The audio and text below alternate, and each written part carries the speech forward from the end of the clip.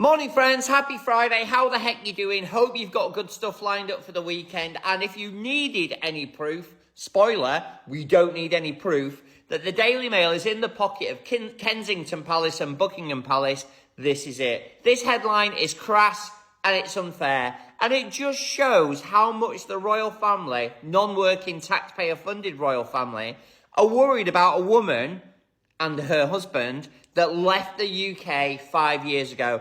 Bizarre as ever, Meghan's strangest moment yet, announced like royalty, called making jam brave. That's not actually what she said, but this is the standard of journalism that we get in the UK. The British non-working, taxpayer-funded royal family were threatened by Meghan the moment she landed. Beautiful, businesswoman, already a millionaire, articulate and graceful. And obviously they knew that she would repair Harry. That was the biggest threat, right? Because she's repaired him. She's made him whole again. They were threatened by her the moment she landed. They're still threatened by her now, being even more successful when there's a massive ocean in between the UK and where Meghan lives. Off the scale ridiculous. Let us get right into it, because the British media is out here serving unseasoned chaos again, and apparently we are all supposed to pretend it is journalism. If anyone needed one more reminder that the Daily Mail functions like the Palace Group chat with a public subscription fee, this headline has entered the chat, and it is tapping the mic loudly. It is loud, it is messy, and it is obsessed with Meghan in a way that feels less like reporting and more like a diary entry from someone who needs a hobby. This latest headline was so crass and so unfair that when I first saw it, I wondered if someone had accidentally published the draft version. You know, the one they write before they run it through the royal spin machine. Because somehow we are supposed to believe that Meghan Markle had a strange moment, that she was announced like royalty, and that she called jam brave. Jam, the strawberry kind, the kind children eat on toast without collapsing in awe. According to the tabloids, Meghan has apparently staged the bravest condiment moment of the century. Now, let us pause for a moment and acknowledge the sheer amount of creativity it takes to twist a woman making artisan products into a dramatic threat to the monarchy. It is almost impressive. Almost. But then you remember that these are the same non-working, taxpayer-funded royal family institutions that have been shaking in their boots since Meghan first landed on UK soil. Because from the moment she arrived, that palace panic button lit up like a Christmas tree. Why? Because she was beautiful, successful, articulate, confident, already financially independent, and worst of all, she was everything the institution could not control. She was also everything Harry needed. And they knew it. They saw it before the public did. Meghan made Harry whole again. She encouraged him to heal, to set boundaries, to reclaim his voice, and to choose his mental well-being. Can you imagine being so invested in maintaining control over someone that their healing becomes a royal emergency?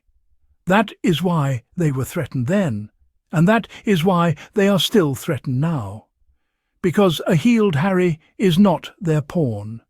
And a thriving Meghan is a reminder that the palace does not get to decide who succeeds.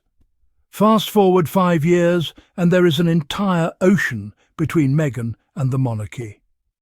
Yet the obsession has not cooled down, it has intensified. Meghan could be in her garden in Montecito minding her own jam jars, and the UK tabloids would swear she was plotting to overthrow the crown by lunchtime. The palace press offices must have her name on speed dial, because the way they monitor her every move from thousands of miles away is starting to look like a subscription-based surveillance plan. What is even funnier is that while Harry and Meghan are building businesses, supporting charities, raising children, working on mental health initiatives and showing what modern leadership looks like, the institution across the pond is still arguing about protocol rules and whose tiara can be worn when. The contrast is so dramatic that you could turn it into a documentary and Netflix would have it trending in 20 minutes. This entire jam situation proves something bigger. It shows that Meghan is thriving in ways that the palace never expected. She is creating, she is innovating, she is enjoying her life, and when a woman is happy, confident and unbothered, nothing terrifies insecure people more. The tabloids are trying to reduce her to punchlines because her success highlights the outdated traditions they desperately cling to. Meghan has become the mirror they cannot escape, and they hate what it reflects back. Meanwhile, Harry looks healthier, calmer, stronger and freer than he has ever looked. He is a husband, a father and a leader who finally gets to choose his own direction. That is what Meghan gave him. Not status, not drama, but freedom and love. And that is why the headlines keep coming.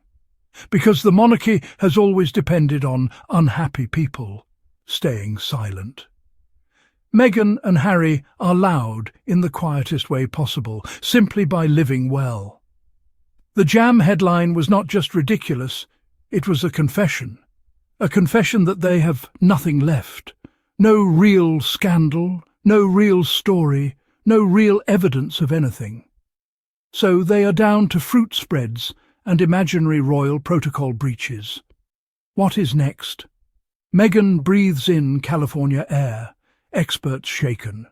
Meghan greets neighbour with kindness, palace insiders outraged.